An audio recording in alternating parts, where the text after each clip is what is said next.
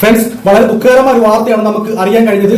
ഭർത്താവ് ഭാര്യയെ വെട്ടി കൊലപ്പെടുത്തിയിരിക്കുന്നത്. പുനലൂരാണ് സംഭവം. തിങ്കളാഴ്ച രാവിലെ 6 മണിക്കാണ് ശാലിനിയെ ഭർത്താവ് ഐസക് വെട്ടി കൊലപ്പെടുത്തിയത്. കാരണം അവർ മാറി താമസിക്കുകയായിരുന്നു എന്നാണ് അറിയാൻ കഴിഞ്ഞത്. ഇവർ തമ്മിൽ നിരന്തരം വഴക്കുണ്ടാകുമായിരുന്നു എന്നും അത് പെട്ടെന്ന് തന്നെ സോൾവ് ആകുമെന്നുമാണ് നമുക്ക് അറിയാൻ കഴിഞ്ഞത്. ഭാര്യയുടെ വഴിവിട്ട ബന്ധമാണ് ഐസക്കിനെ കുറ്റകൃത്യം നടത്താൻ പ്രേരണമായെന്നാണ്. എത്രത്തോളം ശരിയാണ് അല്ലെങ്കിൽ തെറ്റാണ് എന്ന് നമുക്ക് ഇതുവരെ അറിയാൻ കഴിഞ്ഞിട്ടില്ല. എങ്കിലും നമുക്ക് നാട്ടുകാരുടെയൊക്കെ അഭിപ്രായ പ്രകാരം ഒരുപാട് പ്രശ്നങ്ങൾ ഇവർ തമ്മിൽ ഉണ്ടാകാറുണ്ടായിരുന്നു. അതൊക്കെ തന്നെ സോൾവ് ആയി പോകാറുണ്ടായിരുന്നു നമുക്ക് അറിയാൻ കഴിയുന്നത്. അതുപോലെ ഇവർക്ക് 2 കുട്ടികളാണ് ഉള്ളത്.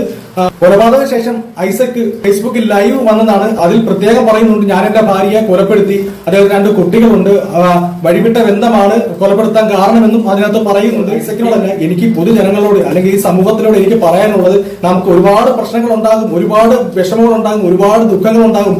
ആ ദുഃഖത്തിൽ നിന്നും ആ വിഷമത്തിൽ നമ്മൾ കരകയറേണ്ടത് നമ്മുടെ ഉത്തരവാദിത്തമാണ്. എനിക്ക് സമൂഹത്തിന് പറയാനുള്ള കാര്യം ഇത്രയുമാണ്. നിങ്ങൾക്ക് ഒരുപാട് പ്രശ്നങ്ങൾ ഉണ്ടാകാം, ഒരുപാട് ബുദ്ധിമുട്ടുകൾ ഉണ്ടാകാം, കുടുംബത്തിൽ പ്രശ്നങ്ങൾ ഉണ്ടാകാം, ഭാര്യയും ഭർത്താവും തമ്മിൽ പ്രശ്നം ഉണ്ടാകാം, അച്ഛനും മകളും തമ്മിൽ പ്രശ്നം ഉണ്ടാകാം.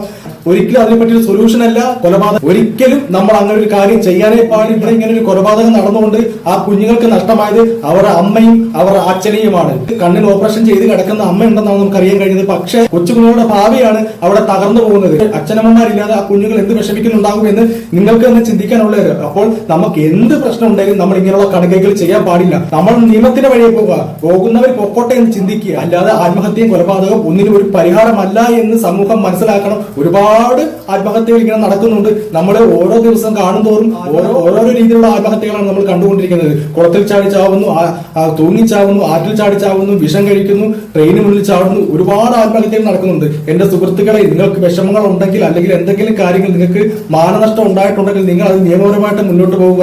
നിങ്ങൾക്ക് എന്താണ് നഷ്ടപ്പെടുന്നത്? നിങ്ങളുടെ ജീവൻ നഷ്ടപ്പെടുന്നു. പക്ഷെ അതിന് പിന്നിൽ നിൽക്കുന്ന ഒരുപാട് വ്യക്തികളുണ്ട്. അച്ഛനുണ്ട്, അമ്മയുണ്ട്, ഭാര്യയുണ്ട്, മക്കളുണ്ട്. അങ്ങനെ ഒരുപാട് ആൾക്കാർ നിങ്ങളുടെ പുറകിലുണ്ട്. നിങ്ങളുടെ എടുത്തുചാട്ടത്തിൽ അല്ലെങ്കിൽ നിങ്ങളുടെ മണ്ടത്തരത്തിൽ നഷ്ടമാകുന്നത് എന്തെല്ലാം കാര്യങ്ങളാണ് നിങ്ങൾ ചിന്തിക്കുന്നത്. മരണപ്പെട്ടുകൊണ്ട് നിങ്ങളുടെ കുടുംബത്തിൽ എന്തെല്ലാം ദുഃഖങ്ങൾ ദുരിതങ്ങൾ ഉണ്ടാകുന്നത്. നിങ്ങളുടെ കുഞ്ഞുങ്ങൾ പോലും അനാഥരായി പോകുന്നു. നമ്മൾ എന്തുകൊണ്ടത് ചിന്തിക്കുന്നില്ല?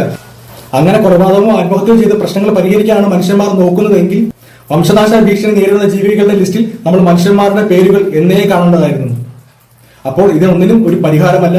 ദേവിയേത് ഇനിയുള്ള തലമുറ ഇതെല്ലാം ശ്രദ്ധിച്ച് കേൾക്കുക. അതും ഏത് പ്രശ്നവും പരിഹരിക്കാൻ നമുക്ക് കഴിയും എന്ന് ചിന്തിക്കുക. അങ്ങനെ പോസിറ്റീവായിട്ട് ചിന്തിച്ചുകൊണ്ട് നമ്മുടെ ജീവിതത്തിൽ മുന്നേറുക. അല്ലാതെ ആത്മഹത്യയും കൊലപാതകം കൊണ്ട് ഒരു കാര്യം നേടാനില്ല. ദേവിയേത് എല്ലാവരും എന്റെ വാക്കുകൾ കേൾക്കണം എന്നാണ് എന്റെ അപേക്ഷ.